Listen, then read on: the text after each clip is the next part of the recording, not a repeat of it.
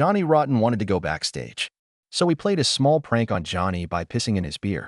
And then Joey Ramone handed Johnny Rotten the beer. Joey Ramone didn't resemble a rock star. He stood on stage, about 2 meters tall, with long hair concealing his face, looking lost in the throng. However, every time he opened his mouth, the entire punk world yelled alongside him. Joey did not have a flawless voice.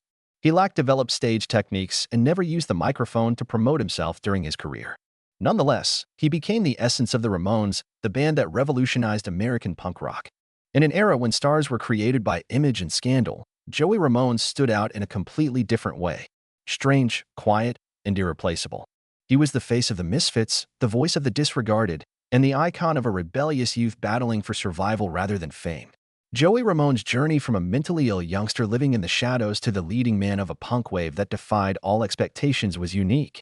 The greatest conundrum of all is this: he became more immortal as he remained quiet.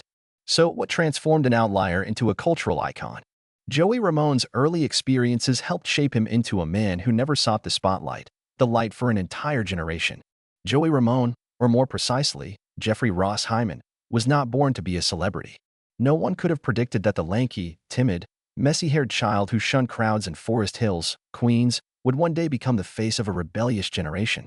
However, it was precisely this conflict that contributed to the creation of legends. Joey was born on May 19, 1951, in the tranquil New York neighborhood of Forest Hills, Queens. He grew up in a middle-class Jewish family with silent fissures. When he was 7 years old, his parents divorced, leaving him with a chilly emptiness that no words could replace. He and his younger brother, Mickey Lee, lived with their mother, Charlotte Hyman, a strong, free-spirited woman who loved art and never pressured her sons to conform to societal expectations. She was the first to introduce Joey to the Beatles, as well as to take the boys to movies and expose them to cultural experiences. Even she couldn't repair her son's developing sense of isolation. Joey had been strange since he was young. He was abnormally tall, already over 6 feet by junior high, and had a thin physique that appeared to have been stretched by an invisible force. He was quiet, introspective, and frequently seen standing alone. But what truly made Joey's life difficult was his fight with obsessive-compulsive disorder, or OCD, a condition that was regarded unusual, if not insane, at the time. He would check the door lock hundreds of times, unable to leave the house without following a specific set of rituals. Joey would sometimes stand transfixed at his front door for more than an hour, unable to convince himself that the door was genuinely locked. The condition separated him, made him a target of derision, and identified him as the problem child. Joey, however, chose to remain silent rather than fight back. He withdrew into music. Joey found solace in music. The Who, Lou Reed, David Bowie, and, most notably, Iggy Pop all captivated his attention, who's shown that even misfits could command the stage. Joey trained himself to play drums without formal training by listening to the radio and emulating BBC recordings, which he repeated like a healing ritual. He eventually picked up the guitar and began singing. His voice wasn't smooth, but it was raw and hauntingly authentic. His mother once stated that Joey did not communicate like other children, but he was holding a guitar, and I could see him uttering things that words could never express. He did not have many pals. Few dared to approach the gangly child, who stared into space and hummed tunes to himself. But Joey didn't need anyone back then. He merely needed music and a faint sense that he was striving for something bigger than loneliness. Joey survived his painful, isolated, and silent childhood. It shaped a soul unlike any other. And in a world preoccupied with conformity, Joey Ramone would rise and choose to be proudly, boldly unusual. From that darkness, a punk idol emerged. Career success. The Ramones were never a best-selling band. Their albums did not top the Billboard charts, but from a modest stage at CBGB to a global influence spanning generations of artists, Joey Ramone's triumph was rooted in the very heart of punk. You don't need to be accepted to become immortal. After releasing their debut album Ramones in 1976, the band, fronted by Joey, quickly became a sensation in New York's underground scene. The album didn't get much radio play, but it made a seismic impact. Stripped-down music, simple lyrics, songs barely over a minute long. Joey, his voice flat, repetitive, technically unrefined, stood at the center. Instead of trying to sound like a good singer, he sang exactly what he felt. And that honesty resonated deeply with millions of young people feeling isolated. The Ramones toured relentlessly. They brought punk rock from New York to Los Angeles, then to London, Tokyo, Buenos Aires. At every show, Joey was a symbol. Hair falling over his face, sunglasses nearly motionless on stage, but radiating an uncanny energy. Lost, yet impossible to look away from. Albums like Leave Home, Rocket to Russia, Road to Ruin, and especially End of the Century, 1980, produced by Phil Spector, reflected the band's evolving storytelling, but Joey's voice remained unchanged. Raw, unpolished, uncompromising. While other members came and went or drifted creatively, Joey held tight to the original spirit of the Ramones, steadfast, relentless, indifferent to trends. Over 2 decades, the Ramones released more than 20 studio and live albums, performed over 2,000 shows, most with Joey on stage, screaming out songs about alienation, frustration, rebellion, and the kind of loneliness no one could quite name.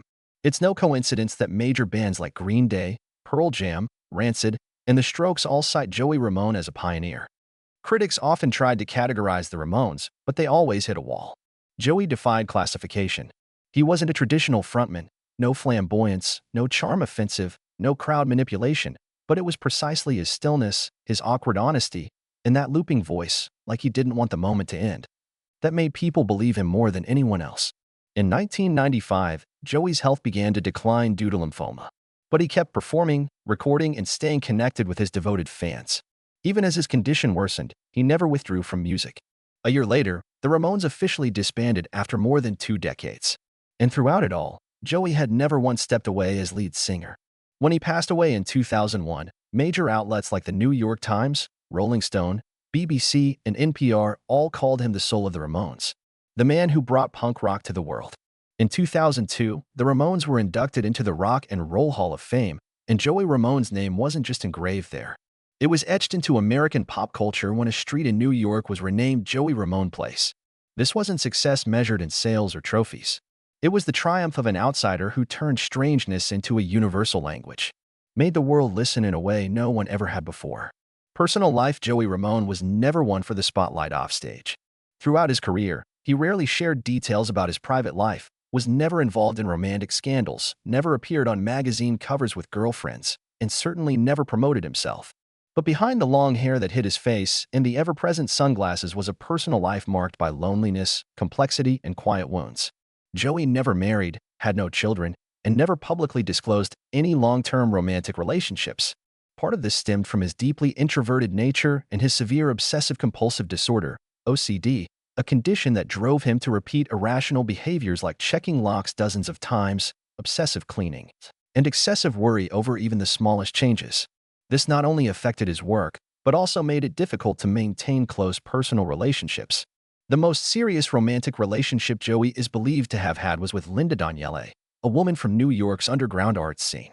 But that love ended bitterly when Linda left Joey and began dating, then later married Johnny Ramone, the guitarist in the very same band. It was the most devastating emotional blow of Joey's life. Though he never publicly addressed it, those close to him knew he never forgave Johnny, even as the two continued performing together in the Ramones. That pain quietly seeped into his music.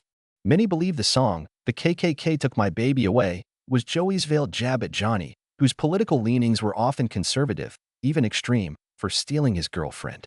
Though Joey never confirmed this, his brother and other close friends have said it was a wound that never healed. Outside of love, Joey's personal life was largely solitary. He lived in an apartment in Manhattan, either with his mother or alone.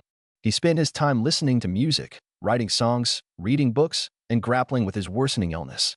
Despite his fame, Joey didn't surround himself with a large management team, didn't pursue a lavish lifestyle, and always maintained close ties with his family, especially his mother Charlotte and younger brother Mickey Lee, who later wrote the memoir, "I Slept with Joey Ramone," to tell his brother's story.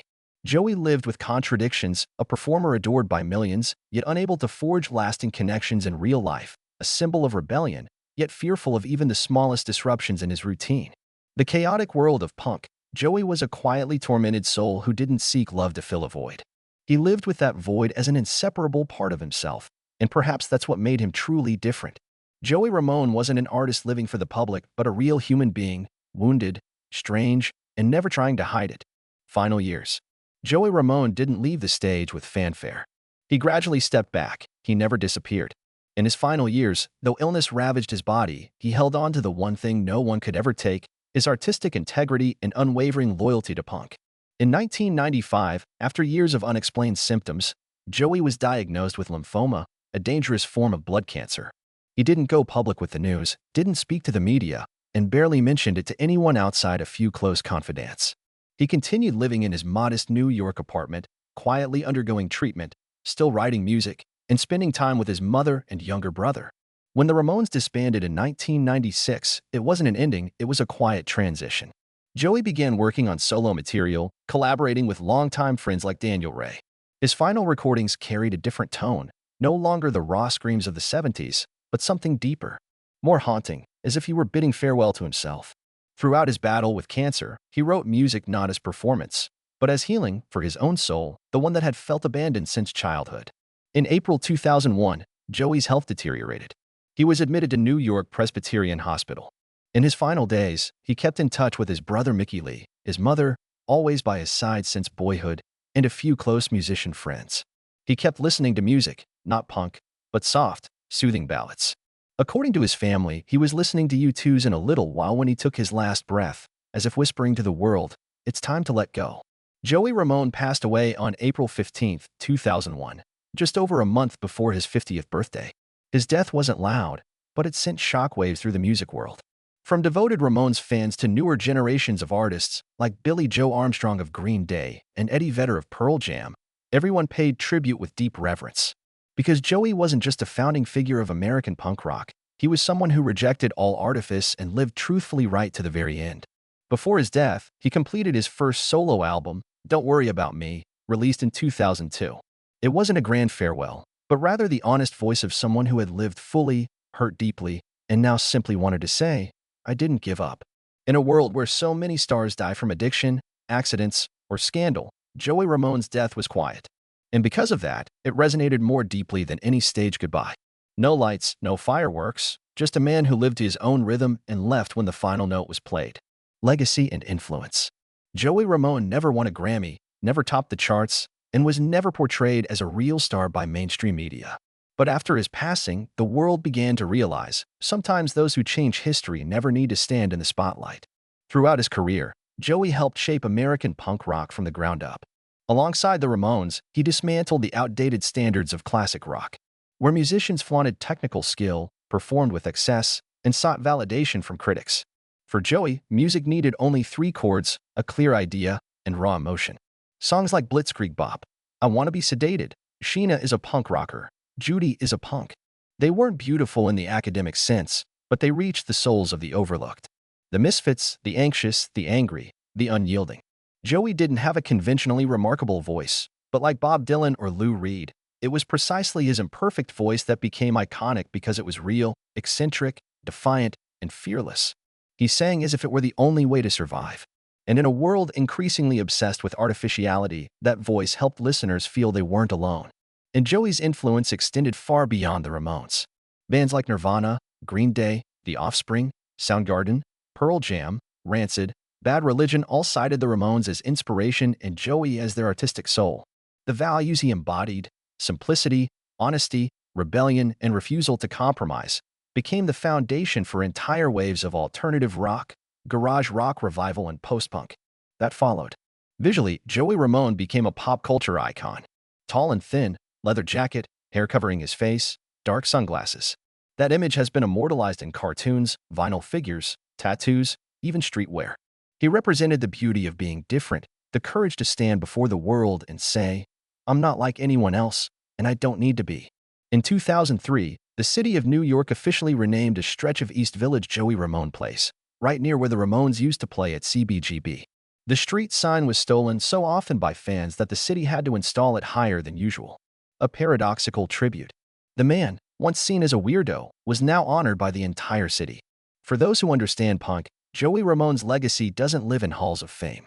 It lives in bedrooms, in garages, in the hands of kids holding guitars they don't yet know how to play, but still believe they can write a song.